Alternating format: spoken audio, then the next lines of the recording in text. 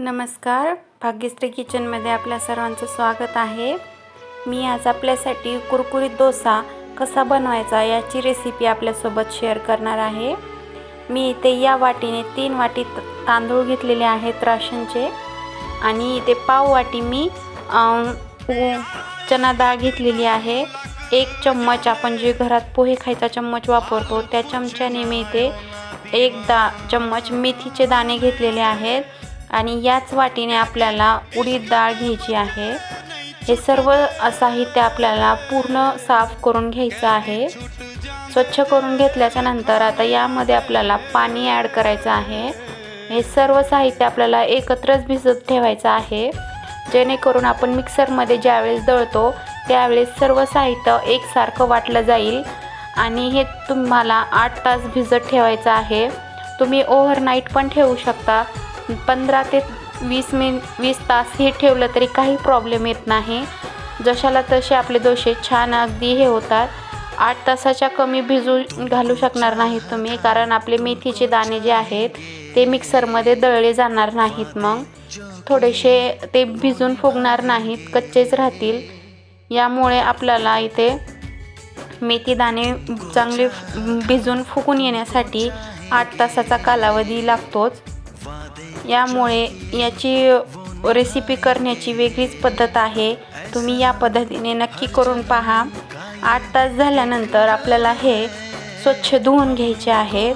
हे आधी आपण धुवून घ्यायचे नाही आहेत, हे 8 तास झाल्याच्या नंतरच धुवून घ्यायचे आहेत, जेणेकरून यामधील पूर्ण जे पावडर लावलेली वगैरे आहे ते पूर्णपणे निघून जाईल। असे आपल्याला पूर्ण धुवून चोळून घ्यायचे आहेत तांदूळ। 3 वेळेस आपल्याला हे धुवून घ्यायचे आहेत। तुम्ही इथे पाहू शकता किती पांढरं पाणी निघत आहे पावडरचं, डाळीला लावून ठेवलेलं वगैरे। मार्केटमध्ये भरपूर किराणा टिकून राहण्यासाठी पावडर वगैरे लावून ठेवलं जातं, कारण यामध्ये कुठलीही आळीजाळी होऊ नये म्हणून। ते पावडर लगेच्या लगे निघत नाही, म्हणून आपल्याला हे पूर्ण भिजू घालून ठेवल्याच्या नंतरच घ्यायचं आहे धुवून। अगदी स्वच्छ धुवून घेतल्यानंतर आपल्याला हे सर्व साहित्य एकत्रच वाटायचं आहे।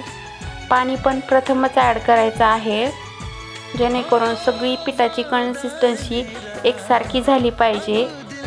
तुम्हाला जर वाटलं तर तुम्ही नंतर थोडं पाणी परत ॲड करू शकता, कारण उडीद डाळसाठी आपल्याला पाण्याची कन्सिस्टन्सी थोडीशी जास्तच लागते।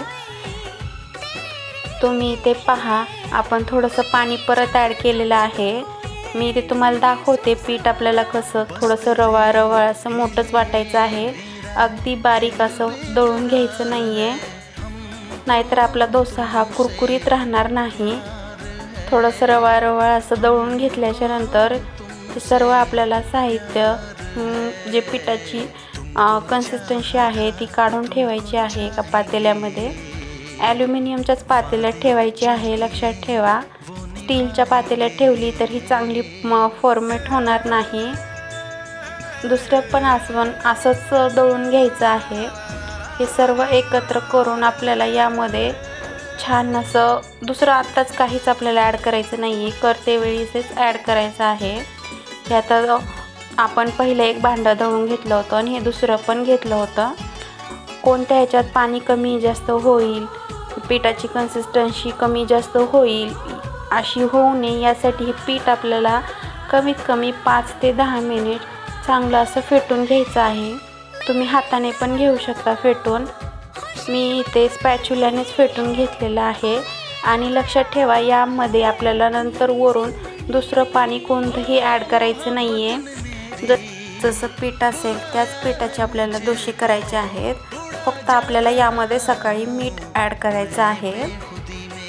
आणि यामध्ये तुम्हाला कितपत पाणी घालायचं आहे ते तुम्ही आत्ताच घालू शकता, पीठ फेटून घेण्याच्या आधी। ते ओव्हरनाईट आपल्याला तसंच ठेवायचं आहे। वाटलं तर तुम्ही फ्रीजमध्ये पण ठेवू शकता। आता आपण पहिले इथे बॉईल करून घेतलेले बटाटे आहेत। आता जिरे मोहरी छान कडकडली की यामध्ये आपल्याला कांदा घालायचा आहे आणि थोडासा कढीपत्ता घालायचा आहे। थोडाफार परतला की यामध्ये लसूण अद्रकची पेस्ट घालायची आहे। लक्षात ठेवा आपल्याला कांदा जास्त भाजायचा नाही आहे, कारण हॉटेलमध्ये जे भाजी भेटते त्यामध्ये कांदा जास्त परतला जात नाही, अगदी कच्चा कच्चाच असतो, फक्त थोडासा गरम केला जातो। त्याच पद्धतीमध्ये आपल्याला ही भाजी करायची आहे, जेणेकरून आपल्याला हॉटेलच्या डोशांचा स्वाद हा घरी बसल्या घेता येईल। भाजी पण अगदी तशीच बनायला हवी ना। हिरवी मिरची पण आपल्याला अगदी बारीक बारीक छोटी छोटी कापून घ्यायची आहे आणि थोडीच घ्यायची आहे। याच्यासाठी जी मी स्पेशल चटणी बनवली आहे मी तो तुम्ही तिथे जाऊन पाहू शकता।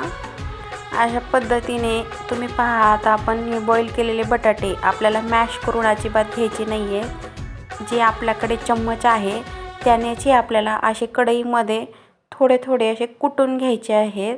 असं प्रेस करून बॉईल केलेल्या बटाट्याचे छान असे मोठे मोठे काप वगैरे आवडतोबड होतात। पूर्ण मॅश केले की त्याची चव पूर्णपणे जाते। लक्षात ठेवा आपल्याला पूर्ण बटाट्याची मॅश करून घ्यायचे नाही आहे। आणि वरतून आपल्याला थोडीशी कच्ची कोथिंबीर वापरायची आहे। तेलात आपल्याला थोडीशी टाकायची आहे आणि नंतर वरतून थोडीशी। आपली भाजी तयार झाली की आता आपल्याला हे डोसे तयार करायचे आहेत। तुम्ही ते पहा, मी बिलकुल पाणी ॲड केलेलं नाही आहे। थोडीफार पिठाला जाळी सुटलेली आहे, थोडंफार पीठ फुगलेलं आहे। पिठाची कन्सिस्टन्सी जी आहे तीच आहे। पीठ जसं तुम्ही घट्ट असेल तसंच राहू द्यायचं आहे। जितकं पीठ घट्ट असेल तितका डोसा कुरकुरीत आणि कडक होतो। लक्षात ठेवा पीठ पातळ असेल तर डोसा कडक होईल, हे तुम्ही असं गृहीत समजू नका। पीठ घट्ट असेल तरच तुमचा डोसा कुरकुरीत राहतो। चला तर मग आपली भाजी आणि डोसा चटणी तयार आहे। तुम्ही ही चटणी नक्की ट्राय करून पहा। या चटणीसोबत तुम्ही डोसे खाल्ल्यास तुम्ही मसाला डोसासुद्धा खाणार नाही। चला तर मग असंच भेटूया आपल्या अशाच नवीन एका रेसिपीसोबत। तुम्हाला अशाच माझ्या नवनवीन रेसिपी पाहायच्या असतील तर माझ्या चॅनलला नक्की सबस्क्राईब करा आणि तुम्हाला माझी रेसिपी कशी वाटली ही मला कमेंट बॉक्समध्ये नक्की सांगा।